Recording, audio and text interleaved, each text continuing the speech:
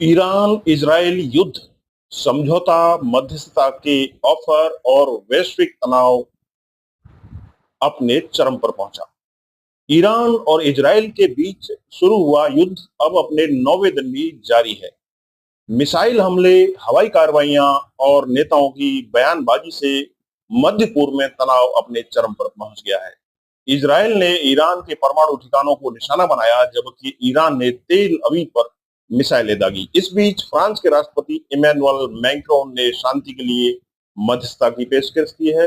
चीन और रूस ने ईरान का समर्थन किया, तो अमेरिका इजरायल के साथ खड़ा है। यह युद्ध वैश्विक स्तर पर असर डाल रहा है। आइए जानते हैं ताजा हालात, मध्यस्थता के प्रयास और इसके प्रभाव को समझते हैं।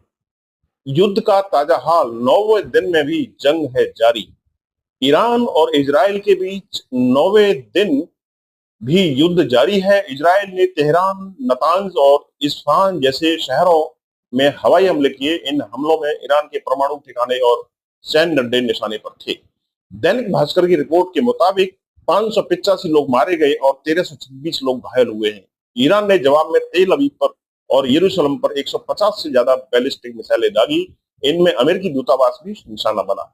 इजरायल के प्रधानमंत्री बेंजामिन नेतन्याहू ने कहा कि ईरान में अब कोई भी सुरक्षित नहीं, खामनेई भी नहीं। वहीं ईरान के सुप्रीम लीडर अयातुल्लाह खामेनेई ने जवाब दिया, हम सरेंडर नहीं करेंगे। दोनों देशों की सेनाएं हाई अलर्ट पर हैं। अमेरिका की सख्त नीति, ट्रंप की धमकियां। अमेरिकी राष्ट्रपति डोनाल्ड ट्रंप ने ईरान को कड़ी चेतावनी दी है। उन्होंने कहा, तेहरान खाली कर दो वरना बड़ा हमला होगा। अमेरिका ने मध्य पूर्व में F-16, F-22 और F-35 लड़ाकू विमान तैनात कर दिए हैं।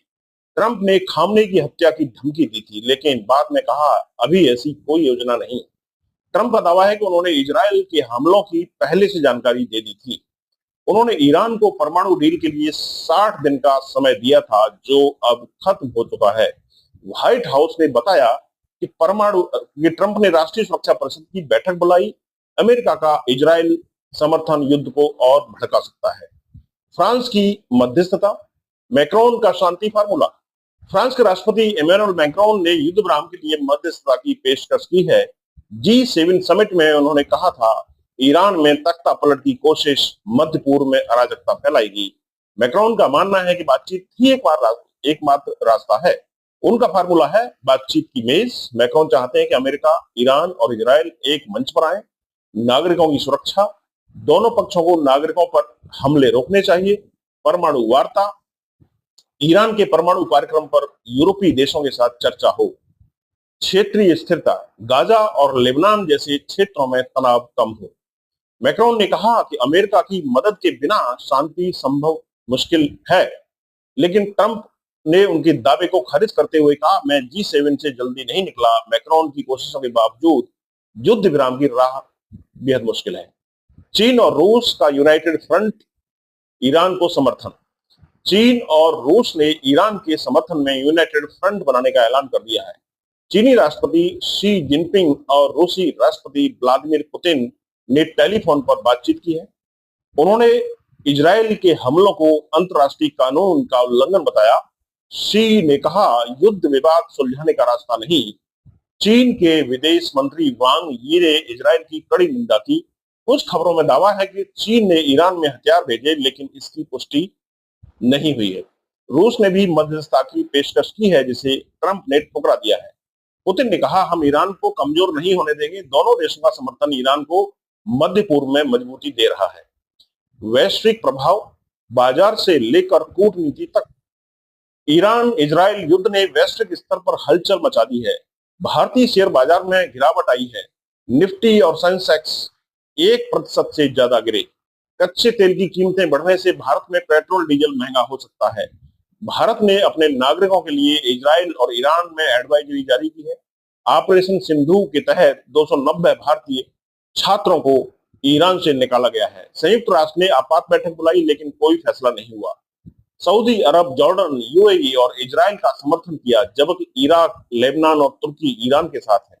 भारत ने दोनों पक्षों से शांति बनाए रखने की अपील की है। क्षेत्रीय तनाव, गाजा और लेबनान की भूमिका। यह युद्ध सिर्फ ईरान और इजराइल तक सीमित नहीं है। गाजा में इजराइल और हमास के बीच तनाव बढ़ रहा है। इजराइल ने गाजा में हवाई हमले किए जिसमें 50 लोग मारे गए। लेबनान में हिजबुल्लाह ने इजराइल पर रॉकेट दागे। ईरान हिजबुल्लाह को समर्थन देता है जिससे युद्ध का दायरा बढ़ सकता है। सऊदी अरब और ओमान जैसे देश युद्ध विराम की कोशिश कर रहे हैं, लेकिन इजराइल का कहना है कि वह ईरान के परमाणु कार्यक्रमों को पूरी तरह से खत्म करना चाहता है। यह स्थिति मध्य पूर्व को और अधिक अस्थिर बनाती है। परमाणु खतरा और क्या युद्ध और खतरनाक होगा? इजराइल ने ईरान के परमाणु ठिकानों पर हमले किए। नतांज जैसे केंद्र नष्ट हो गए जिनको क्षति पहुंची है। इजराइल का दावा है कि ईरान परमाणु बम बनाने के बेहद करीब था, लेकिन ईरान ने इन दावों को खारिज कर दिया। खामनेई ने कहा, हमारी नीति रक्षात्मक है। विशेषज्ञों का कहना है कि इजराइल के पास भी परमाणु हथियार हैं, लेकिन उनका कोई जिक्र नहीं करता और वह इसे सार्वजनिक भी नहीं करता है। अगर युद्ध में परमाणु हथियारों का इस्तेमाल हुआ तो यह वैश्विक संकट बन सकता है। यूरोपीय देशों ने शुक्रवार को ईरान के साथ परमाणु वार्ता की, लेकिन कोई नतीजा नहीं निकला। भारत पर असर, चाबहार से लेकर तेल तक। भारत के लिए यह युद्ध कई चुनौतियां लेकर आया है। ईरान में चाबहार बंदरगाह भारत की अहम परियोजना है। युद्ध से यह प्रोजेक्ट रुक सकता है। कच्चे तेल की कीमतें बढ़ने से भारत में महंगाई बढ़ेगी। उत्तर प्रदेश के कौशाम्बी जिले के 300 छात्र और धर्मगुरु ईरान में फंसे हुए हैं। भारत सरकार उनकी वापसी के लिए इराक और सीरिया जैसे रास्तों पर विचार कर रही है। भारत ने दोनों देशों से शांति की अपील की है, लेकिन किसी एक पक्ष का समर्थन नहीं किया। कांग्रेस नेता सोनिया गांधी ने भारत की चुप्पी को गलत बताया है। भारत का वैश्विक मौन क्या है, रणनीति या महंगा भ्रम? भारत का तटस्थ रुख कई सवाल उठा रहा है। भारत ने एससीओ यानी शंघाई सहयोग संगठन में इजराइल की निंदा से दूरी बनाई। विदेश मंत्रालय ने कहा कि हमने एससीओ की चर्चा में हिस्सा नहीं लिया। भारत ने इसी तरह यूएन में गाजा युद्ध विराम प्रस्ताव पर भी वोट नहीं दिया था। विशेषज्ञों का कहना है कि भारत का मौन रुख अमेरिका और इजराइल से रिश्ते बचाने की रणनीति है, लेकिन इससे ईरान के साथ रिश्ते कमजोर हो सकते हैं। चाबहार परियोजना और तेल आयात पर असर पड़ सकता है। कुछ लोग भारत की चुप्पी को कूटनीतिक चाल मानते हैं तो कुछ इसे कमजोर नेतृत्व कहते हैं। कांग्रेस नेता सोनिया गांधी ने कहा है कि भारत को शांति के लिए सक्रिय भूमिका निभानी चाहिए। भारत की तटस्थता उसकी वैश्विक छवि को भी प्रभावित कर सकती है। वैश्विक समुदाय की प्रतिक्रिया, दुनिया दो हिस्सों में बटी।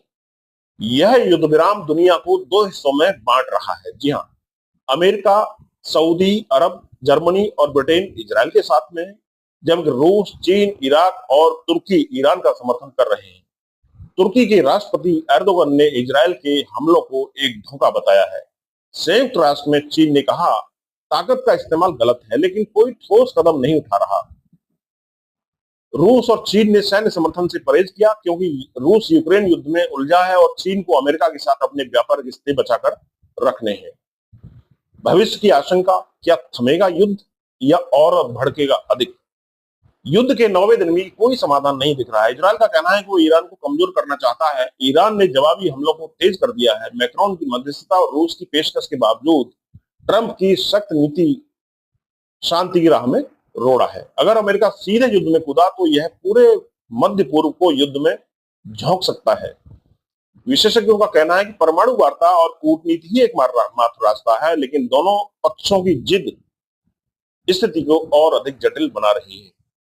ईरान इजराइल युद्ध ने मध्य पूर्व को युद्ध के मुहाने पर लाकर खड़ा कर दिया है। इजराइल और अमेरिका एक तरफ हैं तो चीन और रूस ने ईरान का साथ दिया है। फ्रांस के राष्ट्रपति मैक्रोन की मध्यस्थता की कोशिश एक उम्मीद की किरण जरूर है, लेकिन ट्रंप की धमकियां और नेतन्याहू की जिद शांति को मुश्किल बना रहे हैं। भारत जैसे देश इस युद्ध से आर्थिक और कूटनीतिक नुकसान झेल रहे हैं। अब सवाल यह उठता है, क्या यह युद्ध थमेगा या दुनिया को और बड़े संकट की ओर ले जाएगा? अब यह एक बड़ा सवाल है जिसका जवाब तो आने वाला समय ही बताएगा।